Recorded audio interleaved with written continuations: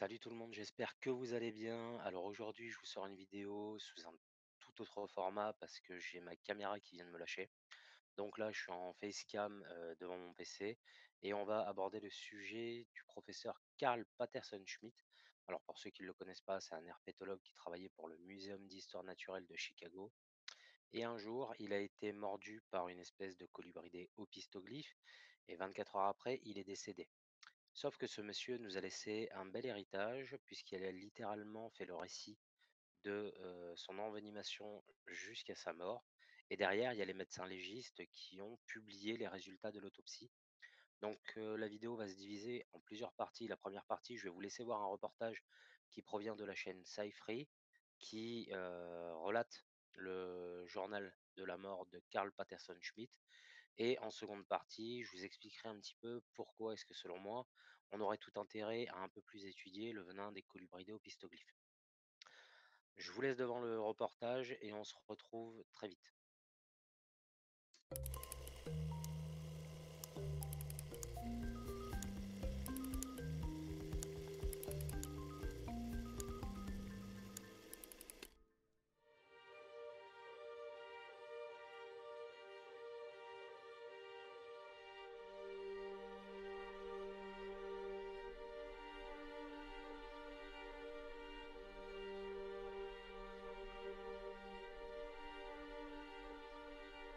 Chicago Daily Tribune, October 3rd, 1957.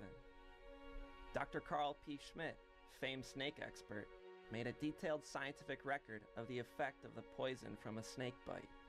He made the record while he was dying. What follows is his diary, a look into the mind of a doomed man, a scientist curious to the end.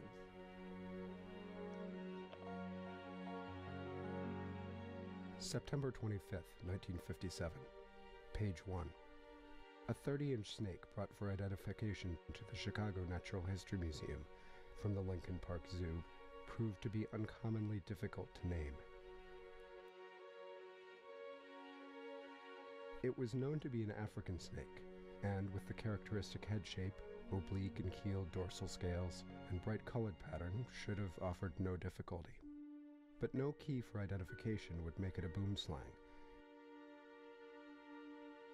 for the anal plate was undivided.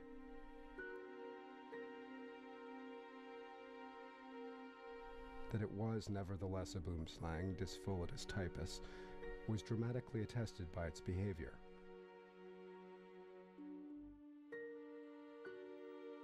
I was discussing the possibility of its being a boomslang when I took it without thinking of any precaution, and it promptly bit me on the fleshy lateral aspect of the first joint of the left thumb. The punctures bled freely, and I sucked them vigorously. The mouth was widely opened, and the bite was made with the rear fangs only the right fang entering to its full length of about 3 millimeters.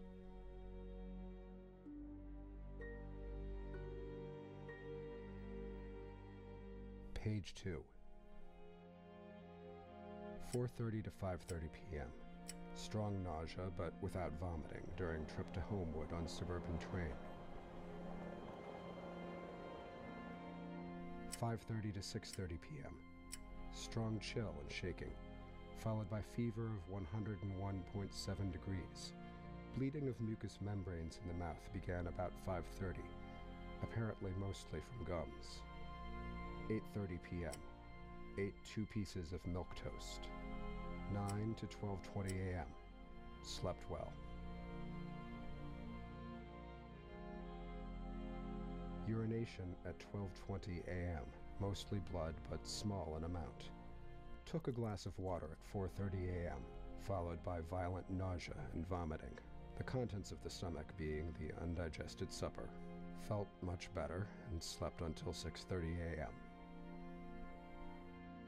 Page 3. September 26th, 6:30 a.m.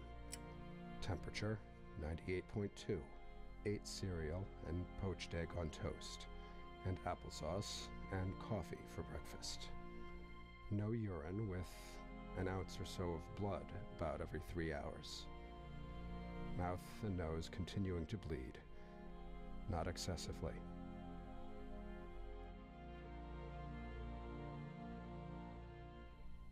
Diary ends.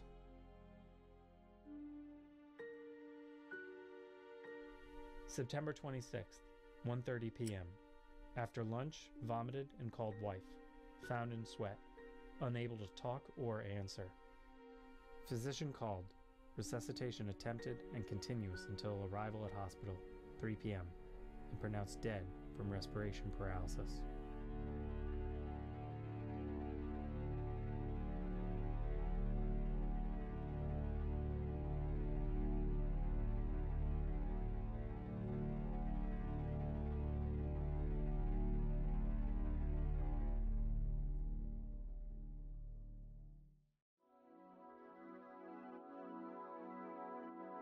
Boomslang venom affects its prey rapidly. For example, 0.0006 milligrams of the stuff can kill a bird in just a few minutes. Venoms like the boomslangs cause disseminated intravascular coagulation. That's when the body makes so many tiny blood clots that it runs out of its clotting ability, causing the snake's victim to bleed to death. So a bird dies in just a few minutes. Carl P. Schmidt, not being a bird, succumbed to the effects of boomslang venom in 24 hours. His eyes were bleeding, his lungs were bleeding, his kidneys were bleeding, his heart was bleeding, his brain was bleeding.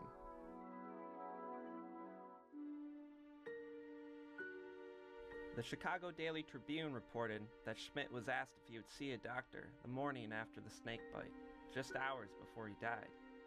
To that, he replied, no, that would upset the symptoms. Was this a case of curiosity killing the scientist? News stories about Schmidt said he didn't believe the snake delivered a lethal dose of venom. An expert herpetologist, Schmidt also knew that boomslang antivenom was only available in Africa. So in the end, what killed Carl P. Schmidt?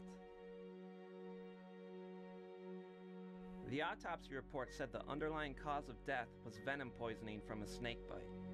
But there might be another cause: being a scientist. Maybe he underestimated the venom's effects, or maybe without access to boomslang antivenom, he accepted his death. Either way, instead of going to the hospital and seeking treatment, he wrote about it. And being a scientist, he saw potential for discovery with each note, even poached eggs and toast. At the edge of death, most of us would step back, but not Carl P. Schmidt. He jumped into the unknown.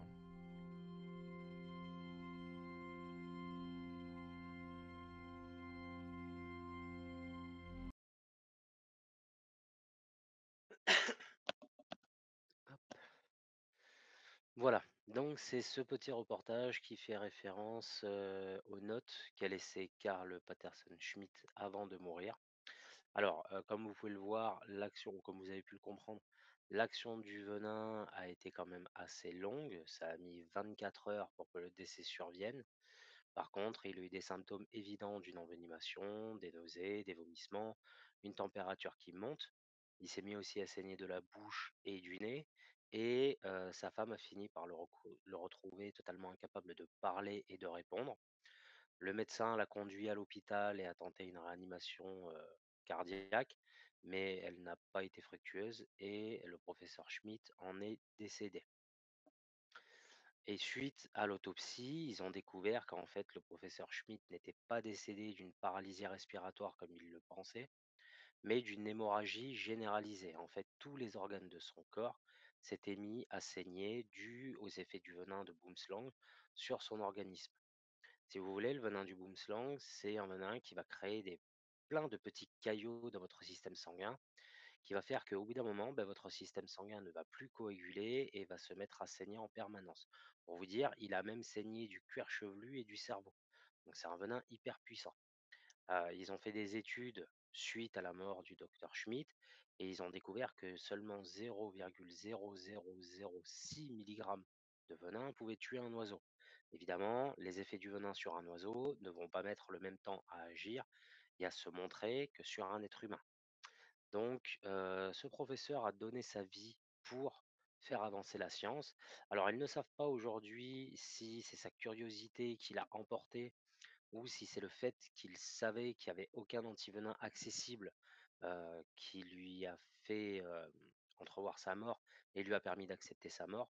Mais quoi qu'il en soit, grâce à lui aujourd'hui, on a fait des avancées phénoménales sur la compréhension du venin, sur, la compréhension aussi de la dangerosité, sous-estimée de certaines espèces et certaines espèces aujourd'hui sont étudiées grâce à des hommes comme ça. Mais pour ma part, je trouve qu'aujourd'hui, à l'heure actuelle, il y a encore trop d'espèces qui sont sous-estimées. Je vais vous donner un exemple. Trasops jacksoni, qui est un serpent qui est en vente libre en France, hein, et un serpent au pistoglyphe avec un venin quasi similaire à celui de Boomslang. La seule différence qu'il va y avoir, elle est au niveau morphologique, puisque les crochets de Trasops sont beaucoup plus reculés dans le fond de la gueule que ceux de Dyspholidus. Mais s'il y a envenimation, ça peut s'avérer très grave. Donc c'est pour ça que je vous dis toujours qu'il est très intéressant de s'intéresser et d'étudier les espèces de serpents que l'on veut acquérir, parce que des fois on peut tomber sur de drôles surprises. Après, il y a aussi le côté, on ne veut pas rentrer dans le drama, on ne veut pas surestimer le potentiel de certaines espèces, mais ça peut conduire à des accidents très bêtes. Et je vous prends un cas qui est arrivé il y a quelques années en Allemagne où un terrariophile s'est procuré un Rhabdophis tigrinus en pensant qu'il était complètement inoffensif, hein, sauf que bah, il a été envenimé et il a fini en arrêt respiratoire à l'hôpital. Donc aujourd'hui, les opistoglyphes sont souvent pris à la légère. Moi, pour ma part, je ne prends absolument aucun serpent, qu'il soit venimeux ou non, à la légère, parce que même un serpent non venimeux peut infliger des morsures assez sévères et qui derrière peuvent s'infecter et créer d'autres problèmes.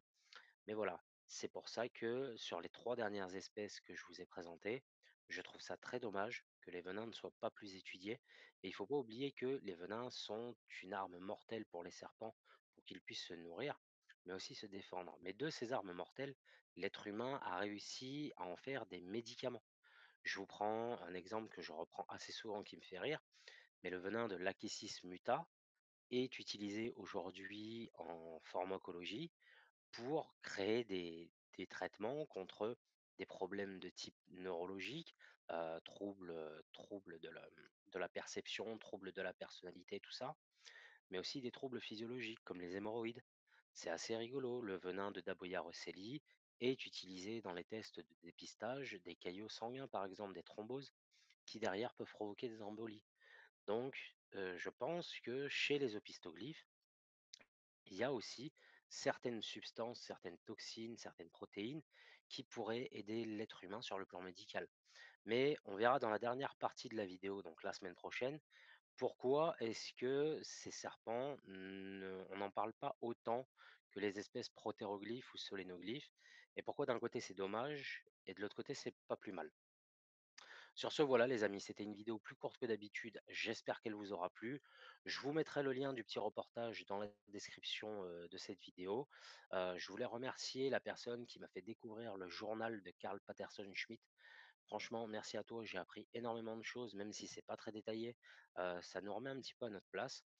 Et on se retrouve très vite pour de nouvelles vidéos dans le monde fascinant des serpents. À plus les amis. Ciao.